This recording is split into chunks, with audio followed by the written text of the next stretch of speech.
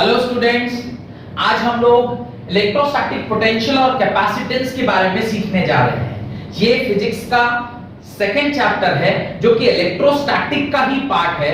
Electrostatic का पहला part जो आपने देखा था वो था इलेक्ट्रिक फील्ड एंड चार्जेस या इलेक्ट्रिक चार्जेस एंड फील्ड, जिसके अंदर आपने चार्ज क्या होता है, चार्ज की प्रॉपर्टीज क्या होती हैं और फील्ड किसे कहते हैं, फील्ड के प्रकार क्या हैं, how to calculate the field from the formula of force, force कैसे कूलम्बिक फॉर्म में हम लोगों ने देखा था, फिर सुपरपोजिशन प्रिंसिपल देखा। ये सारी चीजें ऑलरेडी हम लोग देख चुके हैं। इसके ऊपर पूरा मैंने एक वीडियो सीरीज फर्स्ट चैप्टर के लिए ऑलरेडी बना रखा है। अगर आपने नहीं देखा है तो प्लीज जाकर उसको देखिए, लिंक आपको डिस्क्रिप्शन बॉक्स में मिल जाएगा। वो सारे के सारे टॉपिक्स मैंने वहां पे बहुत डिटेल में कवर किए हुए हैं। एक बार अगर आप नए हैं हमारे चैनल पे तो प्लीज उस सारे चैप्टर्स का जो इलेक्ट्रोस्टैट का जितना भी लेक्चर है उसको एक बार जाके देखिए और then will start electrostatic potential and capacitance. तो ये क्या है एक्चुअली समझने की कोशिश करते हैं कि जैसे ही आप इलेक्ट्रिक चार्ज के बाद इलेक्ट्रिक फील्ड, और जहां फील्ड प्रेजेंस होता है वहां पे पोटेंशियल का रहना जरूरी है। क्यों? क्योंकि जहां एक फील्ड है उसके प्रेजेंस में जब कोई दूसरा चार्ज आएगा तो दो ही तरह के वहां पे फोर्सेस देखने को मिलते हैं।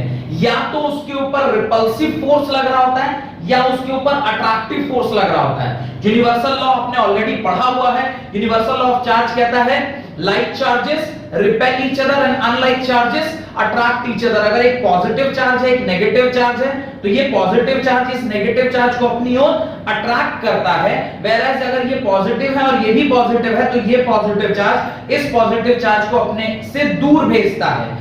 वहीं दूर भेजना और अट्रैक्शन में ही एक छोटा सा कॉन्सेप्ट छुपा हुआ है जिसको हम लोग बोलते हैं इलेक्ट्रोस्टैटिक पोटेंशियल। तो उससे पहले जो चैप्टर स्टार्ट करने से पहले मैं ये आपको बताना चाहूंगा कि क्या-क्या चीजें इस चैप्टर के अंदर आपको पढ़नी है। तो जो टॉपिक्स हम लोग इस पूरे चैप्टर में कवर करने वाले हैं वो पहला टॉपिक है इलेक्ट्रोस्टैटिक पोटेंशियल, जिसके बारे में ऑलरेडी मैंने आपको थोड़ा बहुत ज्ञान दे दिया है कि जहां कहीं भी फोर्स पैदा हुआ, और फोर्स दो ही प्रकार का होता है, या तो वो अट्रैक्टिव फोर्स होगा या फिर रिपल्सिव फोर्स होगा।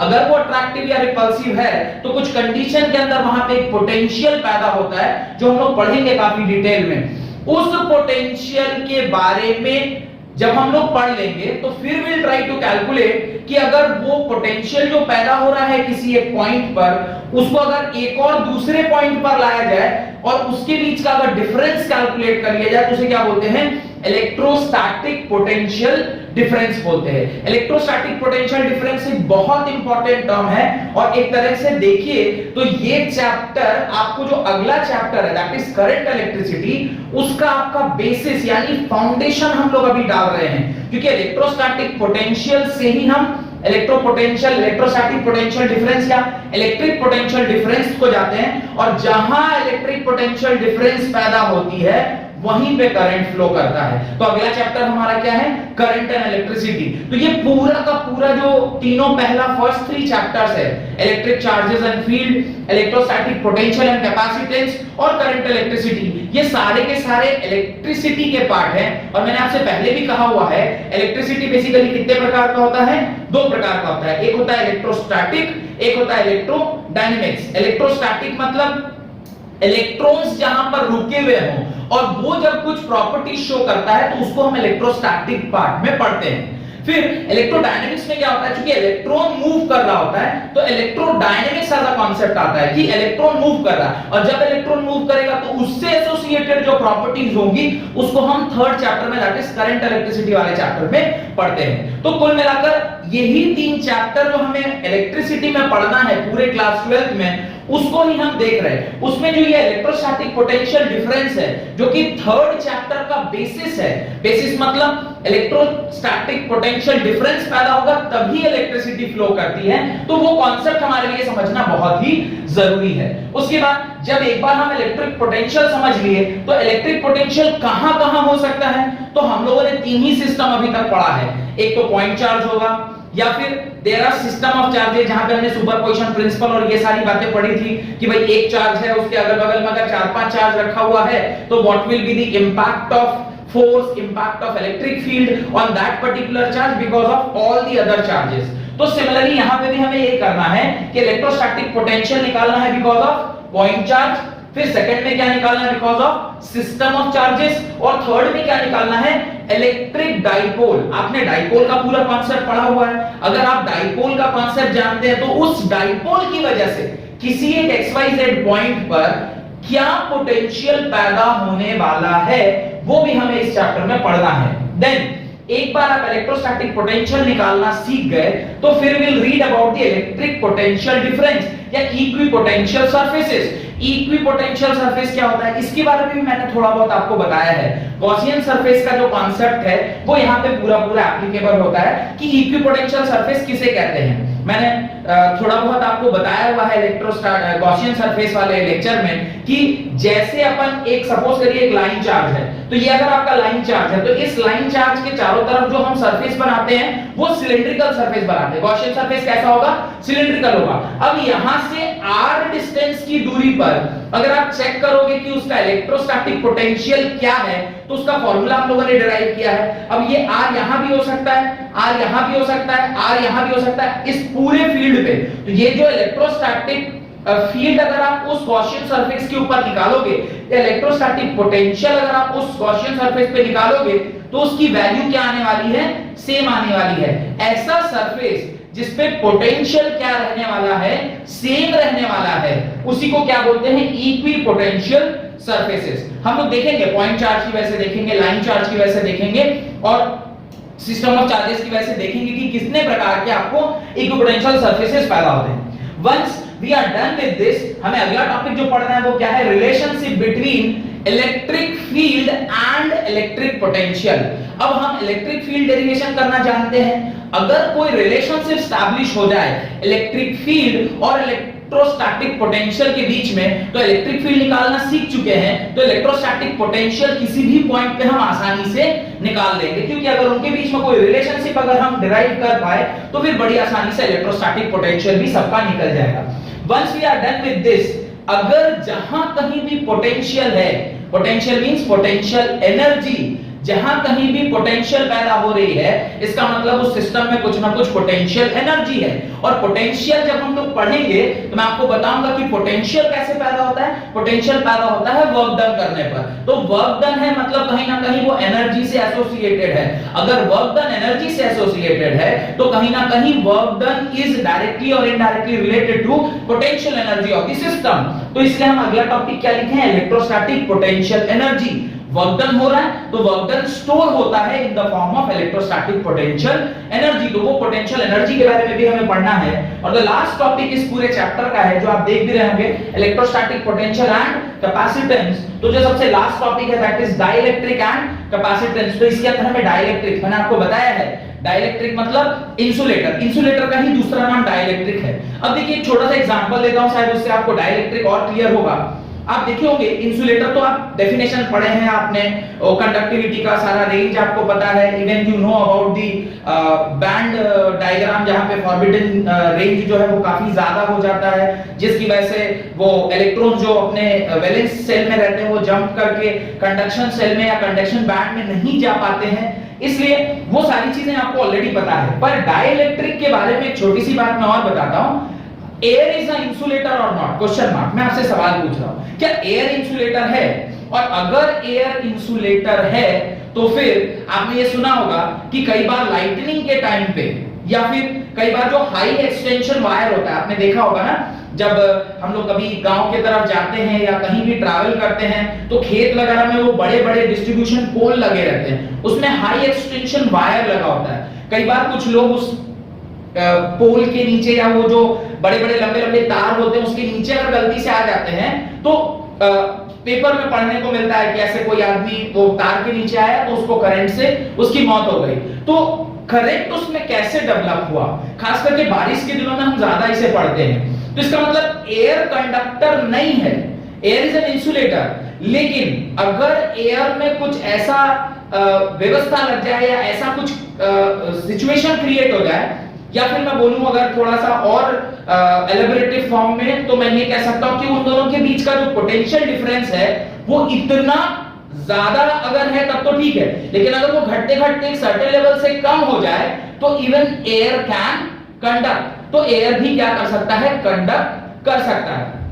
उस केस में डाइलेक्ट्रिक क्या बनाता है, कैपेसिटर बनाता है, या कैपेसिटेंस जो उसकी होल्डिंग पावर है, एनर्जी को होल्ड करने की जो क्षमता है उसको डेवलप कर लेता है। और जो ऐसा डिवाइस जो एनर्जी को स्टोर कर सके उसी को हम क्या बोलते हैं, कैपेसिटर बोलते हैं, और उसकी ये जो प्रॉपर्टी है उसी को क्या बोलते हैं, कैपेसिटेंस बोलते हैं। खैर बाकी डिटेल में तो हम लोग इसको और पढ़ेंगे।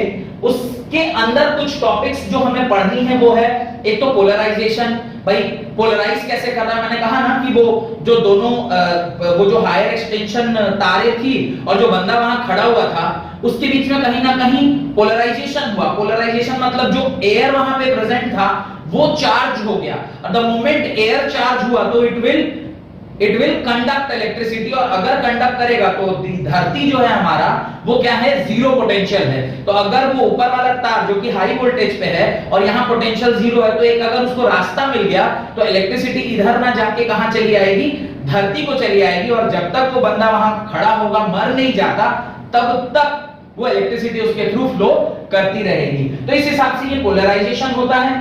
कैपेसिटर, उसके टाइप्स, कितने प्रकार के कैपेसिटर होते हैं, सिलिंड्रिकल कैपेसिटर होता है, पैरेलल प्लेट कैपेसिटर होता है, स्फेरिकल कैपेसिटर होता है, उसके बारे में पढ़ेंगे। फिर अब जब कैपेसिटर है तो जैसे आपने रेजिस्टेंस में पढ़ा था क्लास 10th में, याद कीजिए रेजिस्टेंस में आपने पढ़ा हुआ है ना कि रेजिस्टेंस को हम सीरीज में या फिर पैरेलल में कंबाइन करते हैं, ठीक उसी प्रकार से कैपेसिटर्स को भी हम सीरीज या पैरेलल में कंबाइन कर सकते हैं। तो हमें ये भी पढ़ना है, parallel combination of capacitor and series combination of capacitor. और अल्टीमेटली मैंने आपसे कहा कि कैपेसिटर का काम क्या होता है, कैपेसिटर का काम होता है टू स्टोर एनर्जी। अब अगर कोई सिस्टम एनर्जी स्टोर कर रही है तो मुझे कैलकुलेट तो करना होगा ना कि कितनी एनर्जी स्टोर कर रहा है वो। तो energy stored in a capacitor is the last topic of this particular chapter, और ठीक इसके बाद हम अगले चैप्टर में चले जाते हैं, that is called as current and electricity. तो ये आप अपनी कॉपी में पहले लिख लें पूरा एक एक टॉपिक जो हमें पढ़ना है, फिर एक एक करके डिटेल में हम लोग हर टॉपिक को धीरे धीरे पढ़ते जाएंगे और धीरे धीरे ये चैप्टर हमारा खत्म हो जाएगा। ठीक है, होप कि एक रफ आइडिया आपको मिल गया होगा कि किस प्रकार से जो टॉपिक्स हैं उसको हम लोग कवर करने जा रहे हैं और क्या बेसिकली इस पूरे चैप्टर में हमें पढ़ना है। एक छोटी सी बात और, अगर मेरे वीडियोस आपको पसंद आ रहे हो तो प्लीज इसे लाइक करिए, ज्यादा से ज्यादा अपने दोस्तों के साथ शेयर करिए ताकि उनका भी भला हो सके, और मेरे चैनल को सब्सक्राइब जरूर कीजिए। तो हमारा जो पहला टॉपिक है दैट इज इलेक्ट्रोस्टैटिक पोटेंशियल। मैं चाहता हूं पहले आप इसके बारे में लिखें, व्हाट इज इलेक्ट्रोस्टैटिक पोटेंशियल। पहले इसको इंट्रोडक्शन लिखिए।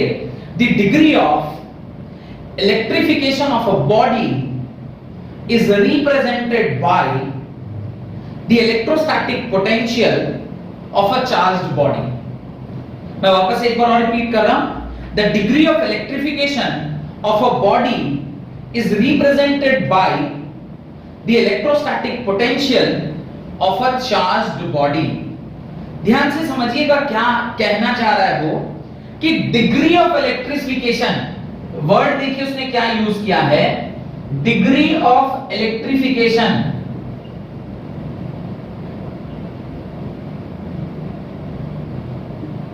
डिग्री ऑफ इलेक्ट्रिफिकेशन, अब कोई बॉडी कितनी ज्यादा इलेक्ट्रिफाइड है, इलेक्ट्रिफिकेशन मतलब इलेक्ट्रिक चार्जेस या इलेक्ट्रिक फील्ड की मदद से वो इलेक्ट्रिसिटी को कंडक्ट करा सकती है, उसका जो डिग्री है कितना कंडक्ट करा सकती है वो डिपेंड करता है किसके ऊपर, इलेक्ट्रिक पोटेंशियल के ऊपर। वो किसके ऊपर डिपेंड करता है, इलेक्ट्रिक पोटेंशियल के ऊपर। यानी किसी भी बॉडी का कितना इलेक्ट्रिफाइड वो हो सकता है या कितना इलेक्ट्रिसिटी कंडक्ट कर सकता है वो डिपेंड करता है कि वो सिस्टम कितना ज्यादा इलेक्ट्रिक पोटेंशियल प्रोड्यूस कर रहा है या वो सिस्टम कितना ज्यादा इलेक्ट्रिक फील्ड के प्रेजेंस में प्रेजेंट है। डन।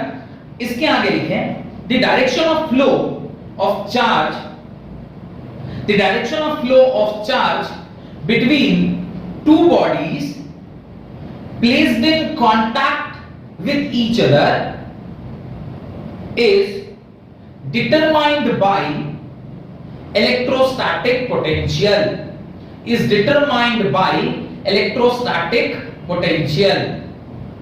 क्या कह रहा है? The direction of flow of charge, suppose करिए मैं यहां पर दो बॉडी को अगल बगल इन कांटेक्ट रखता हूं। अब ये सपोज करिए कुछ पॉजिटिव चार्ज है और ये सपोज करिए कोई नेगेटिव चार्ज है। अगर ये पॉजिटिव और नेगेटिव हैं तो ये जो पर्टिकुलर चार्ज बॉडी है ये अपना चार्ज इस तरफ फ्लो तभी करेगा जब ये वाला charge is at higher potential, ये वाला charge is at higher potential and ये वाला charge is at low potential. या मैं ऐसे बोलूं कि अगर कोई भी दो बॉडी है, एक्स बॉडी और वाई बॉडी, और चार्ज का फ्लो यानी flow of charge is taking place from A to B, then ये must be at higher potential and this must be at lower potential। ये एक बेसिक सी चीज है जो बचपन से हम जानते हैं या हम देख रहे हैं और अभी तक मुझे ये पता नहीं था कि अच्छा ये इसी कॉन्सेप्ट से लागू हो रहा है। देखिए एक आध एग्जांपल मैं आपको देता हूं। हम सबके घर में एक ओवरहेड टैंक होता है जिससे पानी नीचे की ओर आता है। जमीन के अंदर का पानी ऊपर ले जाने के लिए मुझे क्या करना पड़ता है? I need a motor. वो मोटर जमीन के अंदर के पानी को कहां तक ले जाता है? ऊपर छत पे जो ओवरहेड टैंक है वहां ले जाता है। अब एक बार सपोज करिए ओवरहेड टैंक भर गया, वो जो ऊपर में छत के ऊपर जो टैंक है वो भर चुका है। अब वो पानी जब ओवरफ्लो करता है तो उसको फिर से मोटर लगा के नीचे लाना पड़ता है या खुद ही खुद नीचे आ जाता है? खुद से नीचे आता है। खुद से नीचे क्यों आ पा रहा है? Because the tank is placed at a higher potential and जमीन जो है वो लोअर पोटेंशियल में है। एनर्जी का flow always takes place from higher potential to lower potential. Always energy हमेशा हायर टू लोअर ही फ्लो करती है। एक और एग्जांपल देता हूं। मैं अगर आपका टीचर हूं, आप स्टूडेंट है, कहीं ना कहीं मैं आपसे थोड़ा ज्यादा नॉलेजेबल हूं तभी मैं आपको पढ़ा रहा हूं।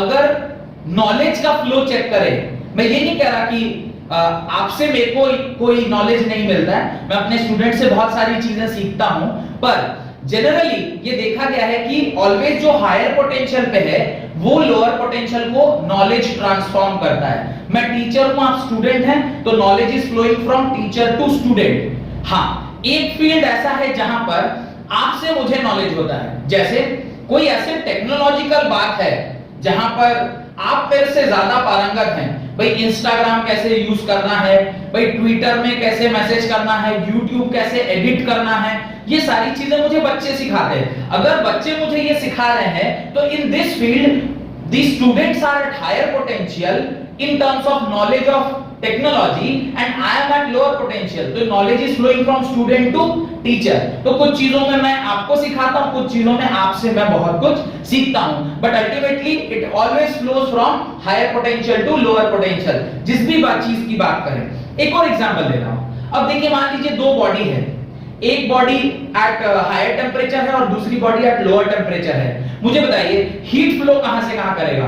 थर्मोडायनेमिक्स क्लास 11th में आपने पढ़ा हुआ है, heat always flows from body at higher temperature to body at lower temperature. Again body at higher temperature means इसकी एनर्जी ज्यादा थी, इसकी एनर्जी कम है, जिसकी एनर्जी ज्यादा उसकी पोटेंशियल ज्यादा, जो हायर पोटेंशियल से लोअर पोटेंशियल को फ्लो करेगा। अच्छा एक बात और, ये जो फ्लो हो रहा है वो कब तक? This flow will take till what time और till what point of time? तभी तक जब तक ये दोनों क्या हो जाते हैं, बराबर नहीं आ जाते। अगर मान लीजिए दोनों बराबर हो गए फिर there will be no flow। This is equally applicable in terms of electrostatic potential also। ये फ्लो तभी तक संभव है जब तक bodies in contact are not getting equipotential, वो equal potential पे नहीं आ गए। जब तक there is a difference there is a flow। the moment ये बराबर हो गया आगे और कोई फ्लो होने वाला नहीं है।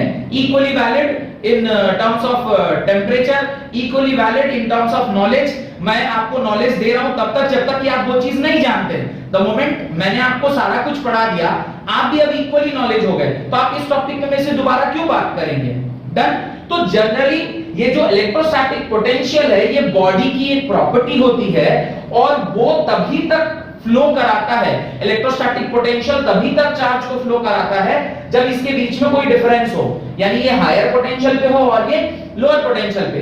द मोमेंट इनके पोटेंशियल क्या हो गए, बराबर हो गए, there will be no flow in the electric energy या in the energy from higher potential to lower potential. तो होप कि यहां तक आपको समझ में आ गया है।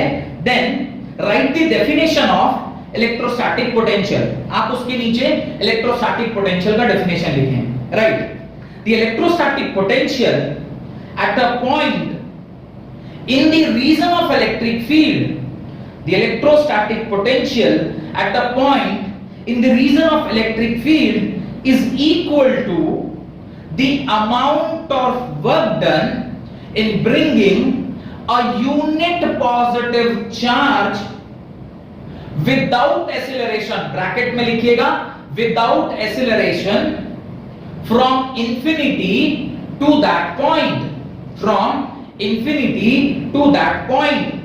मैं वापस से एक बार और डेफिनेशन रिपीट करता हूं। the electrostatic potential at any point is the reason on the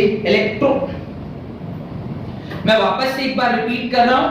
The electrostatic potential at any point in the region of electric field is equal to the amount of work done in bringing a unit positive test charge without acceleration from infinity to that point। Done?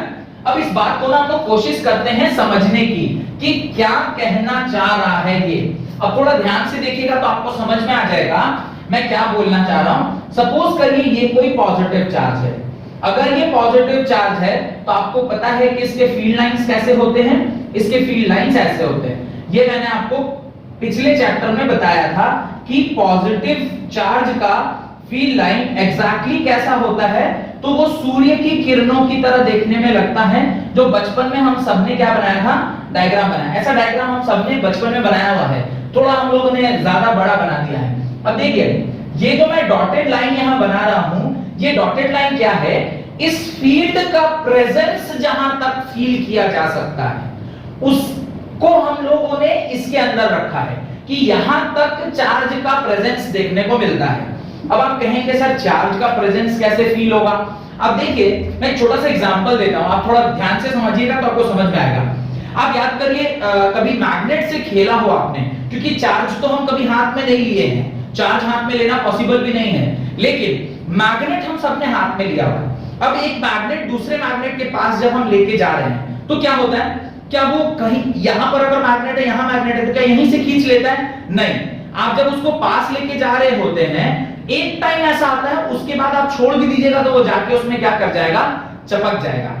क्यों ऐसा हुआ?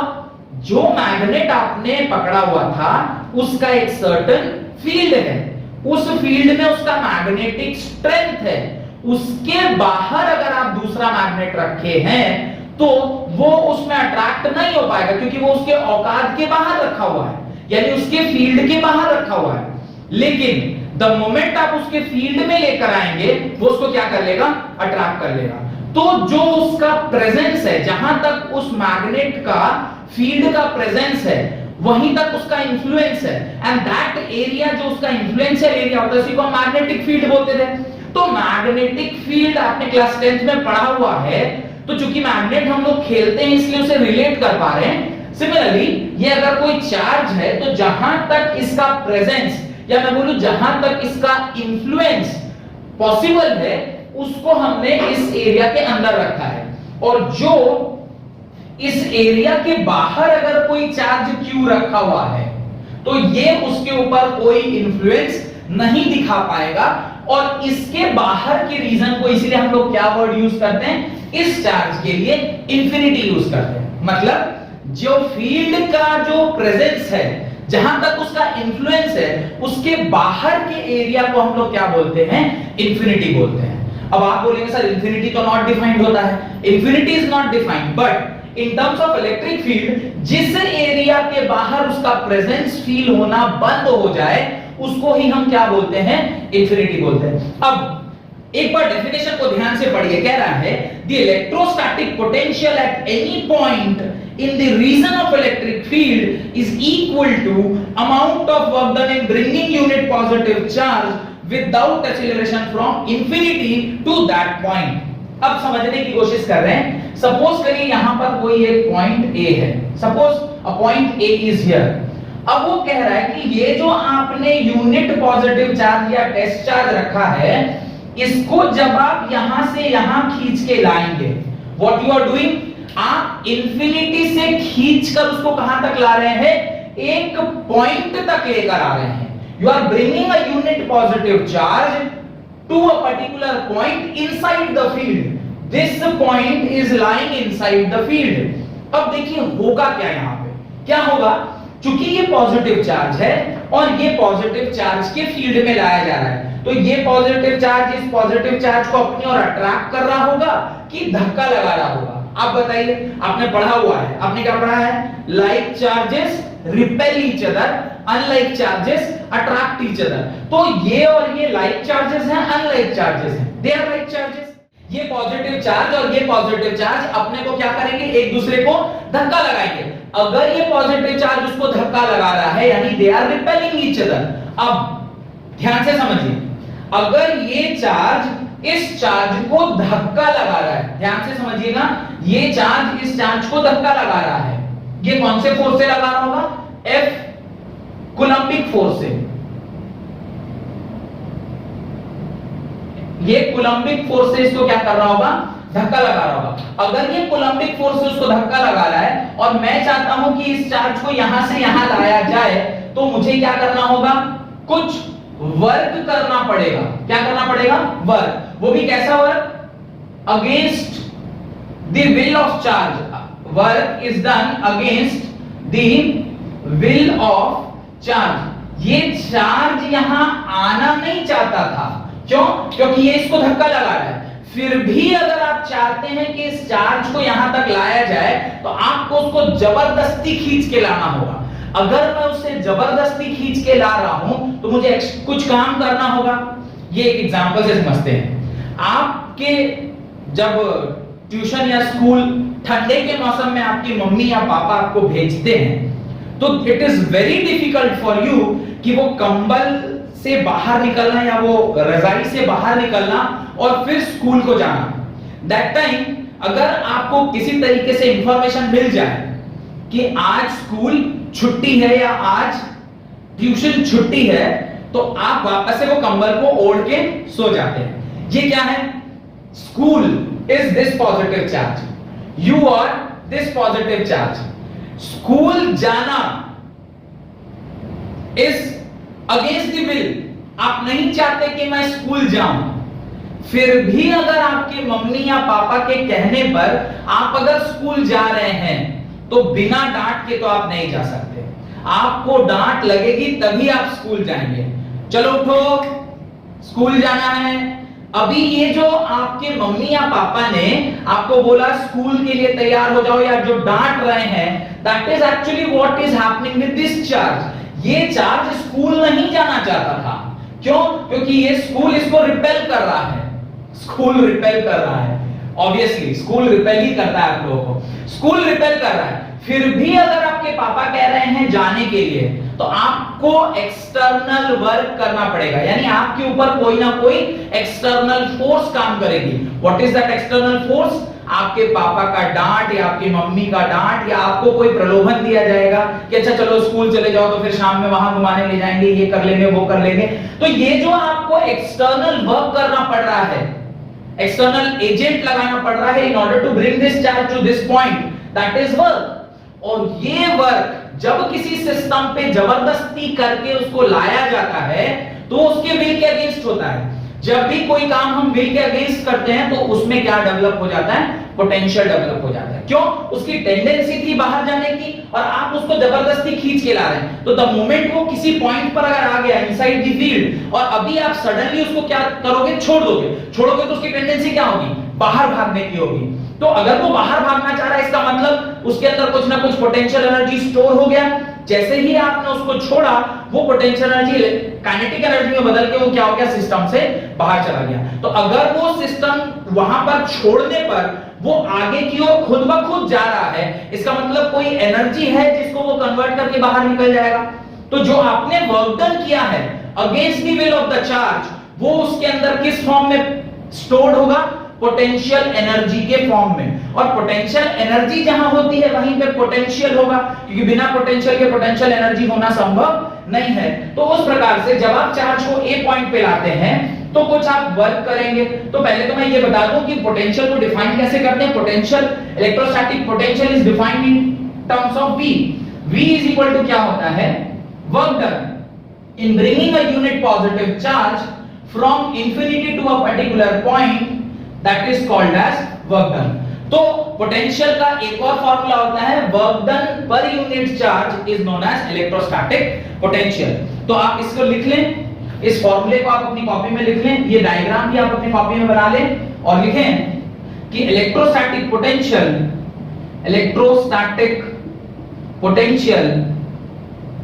Is equal to work done in bringing that unit positive charge।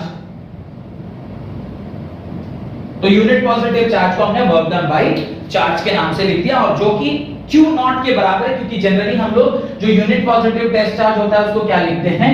Q not लिखते हैं। तो ये होता है work done, और इसको हम लोग V से डिनोट करते हैं, तो V is equal to W by Q naught. तो ये आप डायग्राम और ये सारा कुछ आप अपनी कॉपी में लिखें, इसको बना लीजिएगा अपनी कॉपी में, और उसके नीचे लिखिएगा the SI unit of potential is volt। SI unit of potential is volt। आपका जो SI unit of potential है, ये जो पोटेंशियल पोटेंशियल इलेक्ट्रोस्टैटिक पोटेंशियल की जो हम बात कर रहे हैं, इसको हम लोग किससे डिनोट करते हैं? वोल्ट से डिनोट करते हैं, और इसे कैपिटल V से लिखते हैं। तो SI unit of potential is volt and it is a scalar quantity। It is a scalar quantity। ये स्केलर क्वांटिटी क्यों है? उसका रीजन क्या है कि आपने क्या किया है? वर्क डन को चार्ज से डिवाइड किया। Work is a scalar quantity, charge is a scalar quantity, दोनों को डिवाइड करेंगे will get a scalar quantity. Mathematically यहां पे हमें स्केलर क्वांटिटी मिल रहा है, इसलिए भी स्केलर है। दूसरी बात, पोटेंशियल डिफरेंस या पोटेंशियल किसी डायरेक्शन का मोहताज नहीं होता, यानी उसकी कोई डायरेक्शन नहीं होती। आप किसी भी डायरेक्शन में ले जाएं, चार्ज अगर यहां रखा है इधर से लेकर आए, यहां पे भी यहां ये अगर मेरा पॉजिटिव चार्ज है और ये मेरा टेस्ट चार्ज है, ये इसका फील्ड का एरिया, अगर इसको आप यहां से यहां ला रहे हैं तो जो वर्क डन करना पड़ा है उसी के ऊपर डिपेंड कर रहा है, इररिस्पेक्टिव ऑफ कि चार्ज यहां प्रेजेंट था या फिर मैं बोलूं कि ये आपका सेंट्रल चार्ज है और इधर है, यहां से भी आप यहां लेकर आओगे तो एक ही बात है, यानी इसको डायरेक्शन से कोई मतलब नहीं है। अगर किसी चीज को डायरेक्शन से कोई मतलब नहीं होती है तो it is called as scalar quantity. तो इसका जो यूनिट होता है वो हम क्या लिखते हैं? 5 वोल्ट, 10 वोल्ट, 20 वोल्ट, 25 वोल्ट। कभी ऐसा सुना है 5 वोल्ट इन ईस्ट डायरेक्शन, पर वेस्ट में गया तो 12 हो गया? कभी भी ऐसा हम लोग नहीं लिखते, इसलिए potential is a scalar quantity. उसके नीचे एक और डेफिनेशन लिखें आप, एक और बात लिखें आप, work done by an external force in bringing a unit positive charge from infinity to a point is equal to potential V at that particular point। potential V at that particular point। वापस से मैं बोल रहा हूं, work done by an external force in bringing a unit positive charge from infinity to a point is equal to the potential at that point। तो work done का एक और डेफिनेशन आप लिख सकते हैं, W infinity by Q not. ये negative क्यों हुआ वो भी हमें सोचना चाहिए कि why this work done is negative। ध्यान से देखिएगा क्यों नेगेटिव हो रहा है, ये आप आसानी से समझ जाएंगे। मुझे बताइए फोर्स का डायरेक्शन किधर था? इस तरफ, और आप जो इसको डिस्प्लेस करा रहे हैं वो किस तरफ है? इस तरफ। वर्क डन का फार्मूला क्या होता है? Work done is equal to Fs cos theta, work is equal to F, force उस तरफ है, F, S किस तरफ है? इस तरफ, यानी F के x की जगह मैं x लिख देता हूं। मुझे बताइए इन दोनों के बीच का एंगल 180 डिग्री होगा क्या? This is force and this is displacement. इन दोनों के बीच का एंगल 180 डिग्री। अगर cos 180 होता है तो उसकी वैल्यू क्या होती है -1, तो ये -fx आया, यानी मेरा वर्क डन क्या होगा, नेगेटिव होगा। और यही negative work done will convert into potential, क्योंकि पोटेंशियल और वर्क डन में एक रिलेशनशिप होता है। What is that relationship? Work done is equal to negative of potential difference. क्योंकि इस बार मेरा वर्क डन ही नेगेटिव है, तो नेगेटिव ऑफ वर्क डन ही मेरा नेगेटिव है, तो आप जब इसके जगह पे आप ये वैल्यू पुट करेंगे तो ये नेगेटिव ऑफ नेगेटिव आके इसको क्या कर देगा, पोटेंशियल को क्या कर देगा, पॉजिटिव कर देगा। यानी ये जो क्वांटिटी है वर्क डन जो है वो किसके फॉर्म में स्टोर हो रहा होगा, पोटेंशियल के फॉर्म में उस सिस्टम में स्टोर हो रहा होगा। ठीक है, तो इस प्रकार से जो वर्क डन है वो किसके बराबर होता है, पोटेंशियल के बराबर होता है।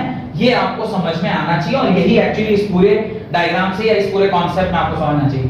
ये बहुत इंपॉर्टेंट कॉन्सेप्ट इसलिए है क्योंकि इलेक्ट्रोस्टैटिक पोटेंशियल का अगर आपको नॉलेज नहीं होगा then how you will understand कि पोटेंशियल डिफरेंस कैसे क्रिएट होता है। पोटेंशियल डिफरेंस का भी जानकारी उतना ही इंपॉर्टेंट है, क्योंकि पोटेंशियल डिफरेंस नहीं समझ में आएगा तो इलेक्ट्रिसिटी कैसे समझ में आएगी।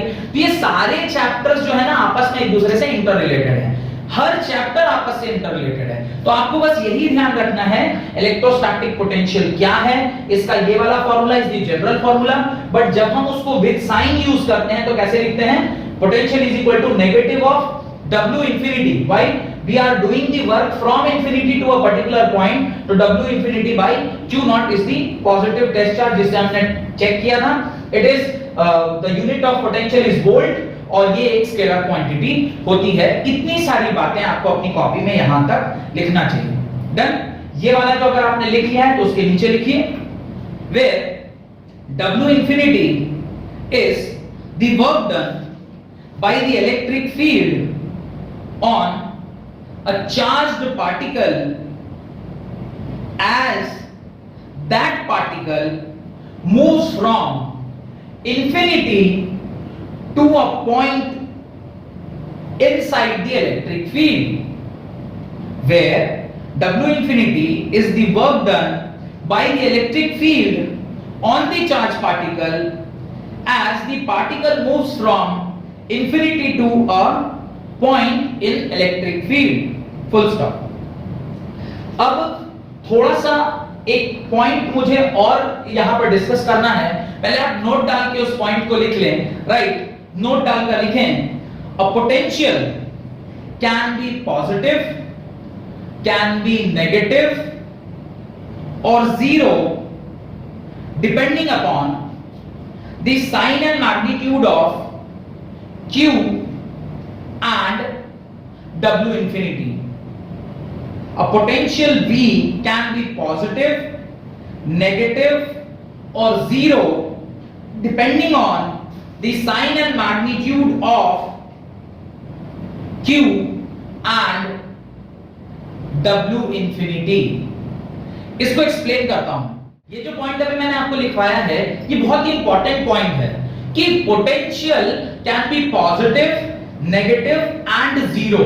अब मुझे ये बताइए कि आपके मन में ऐसा डाउट आ रहा होगा, सर अभी थोड़ी देर पहले आपने बोला है कि potential is negative of work done from infinity divided by Q not.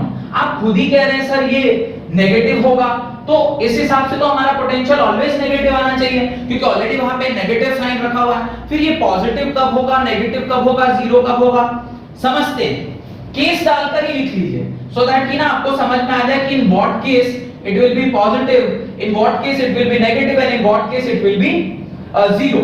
अब आप देखिए जब हम केस 1 की बात कर रहे हैं, मैं कह रहा यहां पर मैं वो समझा रहा हूं कि कब हमारा पोटेंशियल पॉजिटिव होगा।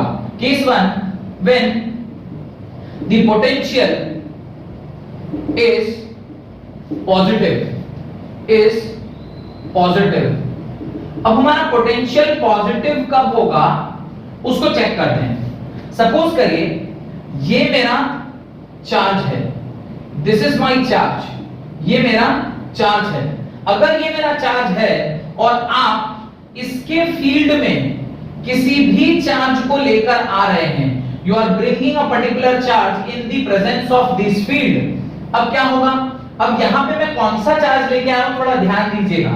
यहां पे मैं कौन सा चार्ज लेके आ रहा हूं, यहां पे मैं इस बार कौन सा चार्ज लेके आ रहा हूं, नेगेटिव चार्ज लेके आ रहा हूं। अब मुझे बताइए ये जो नेगेटिव चार्ज है ये यहां से यहां आने पर, अच्छा अभी फिलहाल हम ना इसको पॉजिटिव चार्ज लेते हैं, पहले पॉजिटिव लेते हैं बाद में देखेंगे नेगेटिव का। अगर मैं यहां से यहां पॉजिटिव लेकर आ रहा हूं, एक पॉजिटिव चार्ज को लेकर आ रहा हूं, तो पॉजिटिव चार्ज जब यहां से आएगा तो मैंने आपको पूरा कॉन्सेप्ट सिखाया कि जब एक पॉजिटिव चार्ज को हम यहां लाएंगे तो इसमें एक वर्क डन करना पड़ेगा, वो वर्क डन नेगेटिव होगा।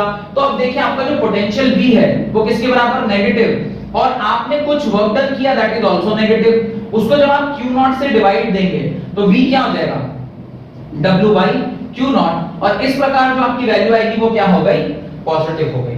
अब थोड़ा ध्यान दीजिए केस 2, ये वो वाला केस था जहां पे पोटेंशियल आपका क्या हो रहा है, पॉजिटिव हो रहा है, जहां पे पोटेंशियल आपका क्या हो रहा है, पॉजिटिव हो रहा है। अब मैं बोल रहा हूं वो वाला case when the potential is negative. अब मैं वो वाला केस बोल रहा हूं जहां पे पोटेंशियल इज नेगेटिव। अब मैं बोल रहा हूं कि अगर मेरा पोटेंशियल नेगेटिव है, पोटेंशियल नेगेटिव होने का मतलब होता है work is done on the system और work is done by the system. ये कुछ एक बातें हैं जो आपको समझ में आनी चाहिए। अभी थोड़ा ध्यान से देखिएगा, वर्क डन का पॉजिटिव होने का मतलब है, सॉरी पोटेंशियल का पॉजिटिव होने का मतलब है कि सिस्टम के ऊपर वर्क किया गया है, यानी सिस्टम की एनर्जी बढ़ रही है। लेकिन जब ये सेकंड केस को थोड़ा ध्यान से देखिएगा तो आपको समझ में आएगा कि सिस्टम के ऊपर एनर्जी की नहीं गई है, सिस्टम एनर्जी रिलीज कर रहा है। और अगर सिस्टम एनर्जी रिलीज करेगा तो एनर्जी जब कभी भी रिलीज होती है तो उसका पोटेंशियल क्या होता है, घटता है, यानी पोटेंशियल क्या आएगा, नेगेटिव आएगा। अब मुझे बताइए अगर ये पॉजिटिव चार्ज है और ये नेगेटिव चार्ज है तो ये अपने विल से इधर आ रहा होगा, ये इसको धक्का लगा रहा होगा, तो आपका आंसर होगा नहीं सर, क्योंकि ये पॉजिटिव नेगेटिव है, दे आर अपोजिट चार्जेस, और अपोजिट चार्जेस एक दूसरे को क्या करते हैं, अट्रैक्ट करते हैं। तो अगर ये इसको अट्रैक्ट कर रहा होगा, अगर ये चार्ज इसको अपनी ओर खींच रहा होगा, तो ये खुद ब खुद जाना चाह रहा है। अगर ये खुद ब खुद जाना चाह रहा है तो वर्क करना पड़ेगा, या वर्क विल बी, या energy will be released, energy release होगी ना, क्यों, क्योंकि जब ये खुद ही यहां आ रहा होगा, ये तो विलफुली आ रहा है, विलफुल आ रहा है तो आपको जबरदस्ती भी करना पड़ रहा है, यानी फोर्स भी इसी दिशा में लग रहा है और साथ साथ डिस्प्लेसमेंट भी इसी दिशा में, तो वर्क डन क्या हो गया, पॉजिटिव। और अगर मेरा वर्क डन पॉजिटिव है तो ये फार्मूला में क्या रखेंगे, minus of positive W by Q0, तो V इज इक्वल टू क्या आ जाएगा, नेगेटिव W बाय Q0। तो आपके सामने कौन सा साइन आ गया, नेगेटिव, यानी इस बार जो आपका पोटेंशियल होगा वो क्या हो जाएगा, नेगेटिव। और नेगेटिव पोटेंशियल आने का मतलब है कि एनर्जी सिस्टम से क्या कर रही है, रिलीज हो रही है। सिस्टम से एनर्जी रिलीज हो रही है मतलब, सिस्टम से एनर्जी रिलीज होना मतलब चार्ज, जो टेस्ट चार्ज था वो एनर्जी रिलीज करके आगे जा रहा है, अपने विल से आगे जा रहा है। और अगर वो अपने विल से आगे जा रहा होगा तो सिस्टम की एनर्जी रिलीज हो रही होगी, सिस्टम की एनर्जी घट रही होगी, और अगर सिस्टम की एनर्जी घटेगी तो उसका चार्ज क्या होगा, नेगेटिव होगा। तो आपको ये केस 2 भी समझ में आ गया होगा। अब पहले आप ये पूरा उतार लें, फिर मैं आपको थर्ड केस समझाता हूं जहां पे कि सिस्टम की पोटेंशियल क्या होगी, यानी पोटेंशियल ऑफ सिस्टम क्या होगा, जीरो होगा। बहुत छोटा सा कॉन्सेप्ट है, आप कहीं भी समझ सकते हैं, even I can explain you here also. Suppose करिए कि मैं अभी यहां पर केस 3 बोल रहा हूं। What is case 3, when the potential of the system is, when the potential of the system is zero. अब पोटेंशियल जीरो कब होगा, Q0 तो जीरो नहीं है क्योंकि आपका टेस्ट चार्ज तो जीरो नहीं है। If your test charge is not zero, तो क्या चीज जीरो होगा तो आपका पोटेंशियल जीरो होगा, वर्क जीरो होगा तो आपका पोटेंशियल जीरो होगा। अगर मेरा वर्क डन ही जीरो हो जाए, दिस क्वांटिटी क्या हो जाए, जीरो हो जाए, तो आपका पोटेंशियल जीरो होगा। और अगर आपका पोटेंशियल जीरो हो रहा है, इसका मतलब जो चार्ज आप मूव कर रहे हैं वो ऐसी जगह से ऐसी जगह मूव कर रहे हैं जहां पर there is no potential difference. यहां से यहां लाने में मेरे को कोई मेहनत नहीं करना पड़ेगा, क्यों, क्योंकि ये फील्ड के बाहर है। अगर ये फील्ड के बाहर है तो कोई फर्क नहीं पड़ता कि आप इसको यहां लेके जाएं या कहीं भी लेके चले जाएं, उसके ऊपर कोई काम नहीं करना पड़ेगा। और अगर कोई काम नहीं करना पड़ेगा तो वर्क डन जीरो, और वर्क डन जीरो होगा तो पोटेंशियल भी क्या हो जाएगा, जीरो हो जाएगा। मेरे ख्याल से ये बात आपको समझ में आ गई होगी। अब एक बार ऐसा और होता है जहां पे पोटेंशियल क्या होता है, जीरो के बराबर होता है। एक केस तो आपने समझ लिया कि फील्ड के बाहर ही अगर हम चार्ज को कहीं भी मूव कर रहे हैं तो पोटेंशियल जीरो होता है। पर एक टॉपिक आपको ध्यान होगा, मैंने लिखवाया था equi potential surface. Equipotential surface के बारे में थोड़ा सा ज्ञान देता हूं कि इक्विपोटेंशियल सरफेस क्या होता है। जब किसी सिस्टम का, सपोज करिए, मैंने आपसे पहले भी इस बारे में बात किया हुआ है, सपोज करिए यहां से r दूरी पर, यहां से r दूरी पर एक स्फीयर बन रहा है। कैसा स्फीयर? जिसकी रेडियस क्या है? सेम है। एक स्फीयर है जिसका रेडियस r है। अब इस सरफेस पर पड़ने वाले जितने भी पॉइंट हैं, आप इंफिनिटी से जब उस चार्ज को यहां लाओगे तो कुछ काम करना पड़ेगा। अब मान लीजिए आपने कुछ काम किया, सपोज आपने काम किया, W काम किया। अब यहां पर आपका चार्ज ऑलरेडी आ गया, सपोज Q0 आप यहां ले आए। अब Q0 यहां प्रेजेंट था, इस Q0 को आप इसी पोटेंशियल पर एक जगह से दूसरी जगह लेकर जा रहे हैं। सपोज करिए मैं Q0 को इसी पोटेंशियल, इसी सरफेस पर या इसी इक्विपोटेंशियल सरफेस पर मैं यहां से यहां लेकर आ गया। चूंकि मैंने चार्ज को सेम पोटेंशियल सरफेस पर मूव कराया है या इक्विपोटेंशियल सरफेस पे मूव कराया है, तो इस यहां से यहां लाने पर मुझे कोई वर्क एक्स्ट्रा करना नहीं पड़ेगा। क्यों वर्क नहीं करना पड़ेगा? क्योंकि the amount of work from bringing a positive charge from infinity to this point suppose W है, और वही चार्ज को मैं इधर से यहां लेकर आता हूं तो भी वो W है। यानी इस पर्टिकुलर जो सरफेस है उस पर जो पोटेंशियल पैदा हुआ है वो इक्वल होगा, that will be V is equal to W by Q के बराबर। अब उस इक्विपोटेंशियल सरफेस में आप चार्ज को कहीं भी घुमाइए, आपको काम करना नहीं पड़ेगा। कैसे? एक एग्जांपल से समझते हैं। आप देखिए, सपोज करिए कि आपका जो घर है वो 3 तल्ला घर है, ग्राउंड फ्लोर है, फर्स्ट फ्लोर है और सेकंड फ्लोर है, और आप फर्स्ट फ्लोर से सेकंड फ्लोर जाना चाहते हैं या ग्राउंड फ्लोर से थर्ड फ्लोर जाना चाहते हैं। What you need to do is, आपको सीढ़ी चढ़ के ऊपर जाना होगा। अगर आप सीढ़ी चढ़ के ऊपर जा रहे हैं तो आपका सिस्टम का पोटेंशियल बढ़ा। आपके पोटेंशियल एनर्जी कितनी हो गई? जो भी उस फ्लोर का हाइट है उसको mg से मल्टीप्लाई कर दीजिएगा तो आपका पोटेंशियल एनर्जी उतने से बढ़ गया। Suppose you are moving from ground floor to first floor, आपका mgh बढ़ गया पोटेंशियल एनर्जी। अब आप मान लीजिए फर्स्ट फ्लोर से सेकंड फ्लोर जाते हैं तो उसके बीच का हाइट सपोज कुछ और है, h1 है, तो आपका टोटल पोटेंशियल कितना बढ़ गया? mgh plus mgh1। तो आपका सिस्टम का जो पोटेंशियल एनर्जी वो बढ़ता जा रहा है। अब ध्यान से समझिएगा, मैं सेकंड फ्लोर पर ही एक कमरे से दूसरे कमरे में मूव कर रहा हूं। If I am moving from one room to another room on the same floor, क्या मेरा पोटेंशियल चेंज हो रहा है? नहीं। पोटेंशियल तब चेंज होता है जब आपका हाइट चेंज हो।